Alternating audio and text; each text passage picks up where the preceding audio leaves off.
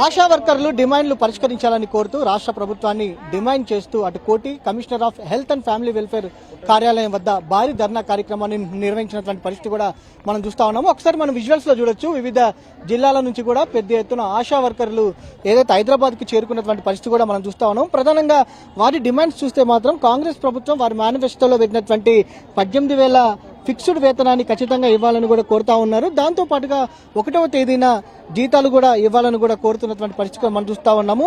వీటితో పాటు అనేక ఏదైతే సమస్యలపైన వారు పోరాటం చేసినటువంటి పరిస్థితి కూడా మనం చూస్తా ఉన్నాం. ప్రధానంగా ఈ ధర్నా కార్యక్రమం బీఆర్టీయూ ఆధ్వర్యంలో జరుగుతున్నటువంటి పరిస్థితి కూడా మనం చూస్తా ఉన్నాం. వివిధ జిల్లాల నుంచి కూడా భారీ ఎత్తున ఆశా వర్కర్లు అటు హైదరాబాద్ కి కోటి commissioner of health and family welfare కార్యాలయానికి కూడా పెద్ద ఎత్తున చేరుకున్నటువంటి పరిస్థితి కూడా చూస్తా ఉన్నాం. ముందుగా మనం ఏదైతే బీఆర్టీయూ అధ్యక్షులు ఏదైతే రాంబాబు గారితో మాట్లాడదాం. మనం సార్ చెప్పండి, ప్రధానంగా ఆశా వర్కర్లు పెద్ద ఎత్తున హైదరాబాద్ కి చేరుకున్నటువంటి పరిస్థితి మనం చూస్తా ఉన్నాము. ప్రధానమైనటువంటి డిమాండ్స్ ఏమంటారు? ఈరోజు ప్రధానంగా కాంగ్రెస్ పార్టీ 18,000 వేతనాన్ని ఇస్తానని చెప్పేసి ఎన్నికల్లో మేనిఫెస్టోలో పెట్టింది.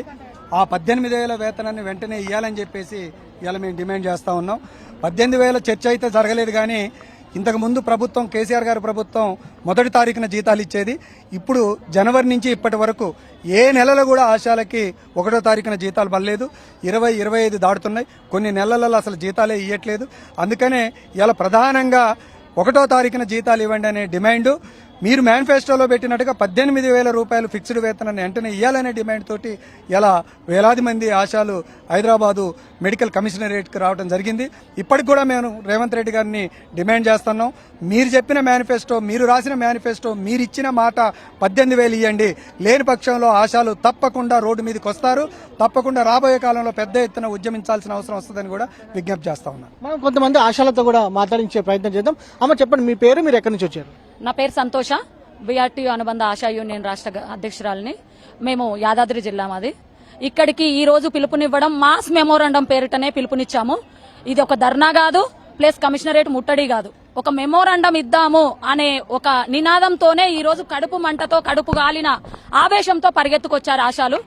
అలాగే మేనిఫెస్టోలో పెట్టిన విధంగా గత ప్రభుత్వం ఇచ్చినట్టుగా 1వ తారీఖు జీతం ఇవ్వకపోయినా, అలాగే మేనిఫెస్టోలో పెట్టిన విధంగా 18,000 ఉద్యోగ భద్రత కల్పించకపోయినా ఆశాలందరూ ఒక్క పిలుపునిస్తే రోడ్ల మీదకి వచ్చి రేవంత్ రెడ్డి గారి ప్రభుత్వాన్ని గట్టి గట్టి నినాదాలు ఇస్తూ కుప్పగూల్చే ప్రయత్నం చేస్తాము. ఎందుకంటే మేము అడగలేదు, మేము అడగకుండానే మేనిఫెస్టోలో పెట్టిర్రు కాబట్టి మాకు అడిగే హక్కు ఉంది.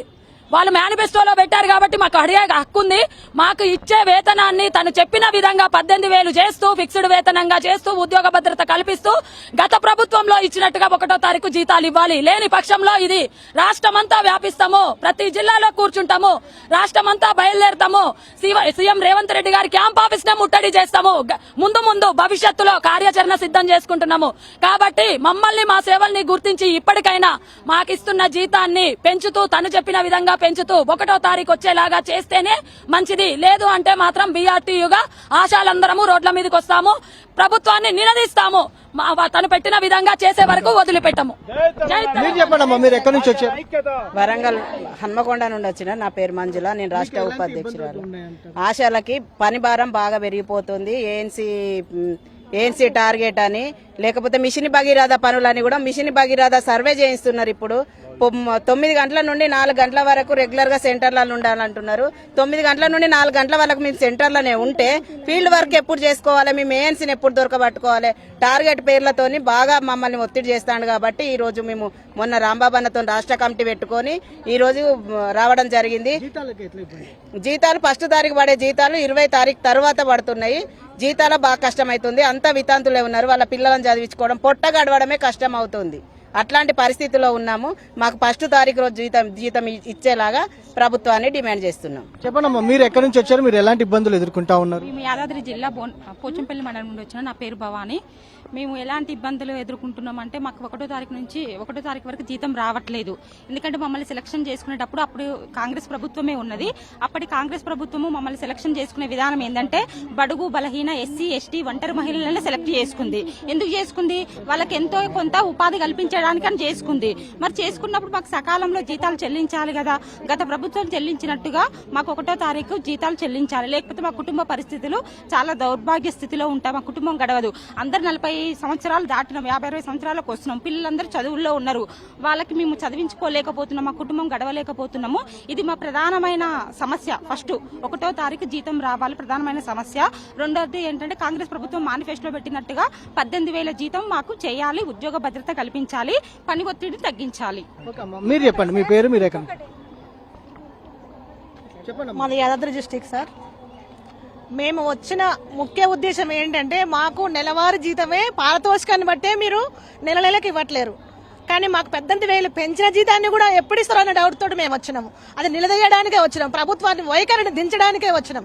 కాబట్టి మమ్మల్ని అబ్బా కార్డ్స్ చేపియడం, గవర్నమెంట్ పనులు చేపియడం, ఎంఆర్ఓ పనులు చేపియడం, విఆర్ఓల పనులు చేపియడం, ఊర్లలో ఏ ఆన్లైన్ వస్తే సిస్టమ్ ఆ సిస్టమ్ పనులు మమ్మల్ని చేపియడం, సిస్టర్లు మమ్మల్ని ఒత్తిడి చేయడం, డాక్టర్లు మమ్మల్ని ఒత్తిడి చేయడం, టార్గెట్స్ లేదమ్మా మీకు బిల్ చేయమని బెదిరించడం, ఇట్లాంటివన్నీ జరుగుతున్నాయి. కాబట్టి మాకు ఆశా వర్కర్లకి ఒక ప్రధానంగా గతంలో మీకు జీతాలు ఎలా వచ్చేవి?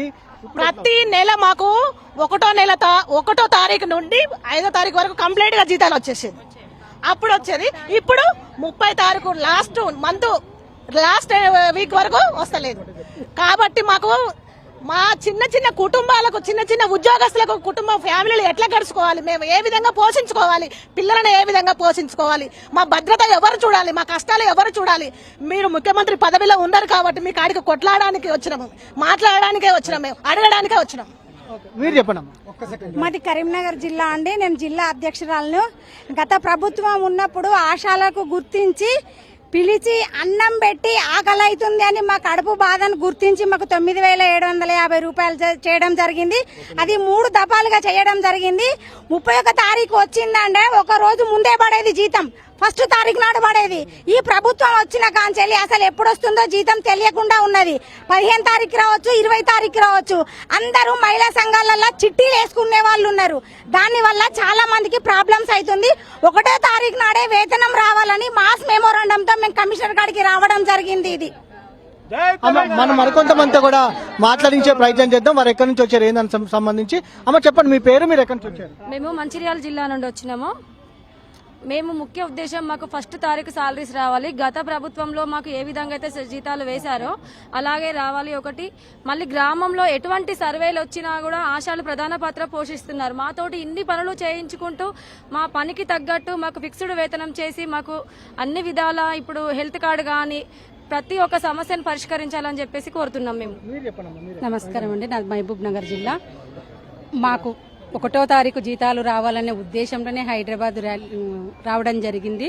మాకు 1వ తారీఖు జీతాలు వచ్చి ఆన్లైన్ చేయాలి అనుకుంటే అన్ని సౌకర్యాలు ఇచ్చి దాంతోపాటు ఫిక్స్డ్ వేతనం చెప్పిండ్రు కాబట్టి ఇవ్వాలి అని అడగడానికే వచ్చాం సార్. Thank you. వివిధ జిల్లాల నుంచి కూడా పెద్ద ఎత్తున ఆశాలు హైదరాబాద్ కు చేరుకున్నటువంటి పరిస్థితులు మనం చూస్తా ఉన్నాము. అటు ఏదైతే తమ సమస్యలు పరిష్కరించకపోతే పోరాటాన్ని ఉధృతం చేస్తామని కూడా చెప్తున్నటువంటి పరిస్థితి మనం చూస్తా ఉన్నాం. వీడియో జర్నలిస్ట్ మధుతో వంశీకృష్ణ, టీ న్యూస్, హైదరాబాద్.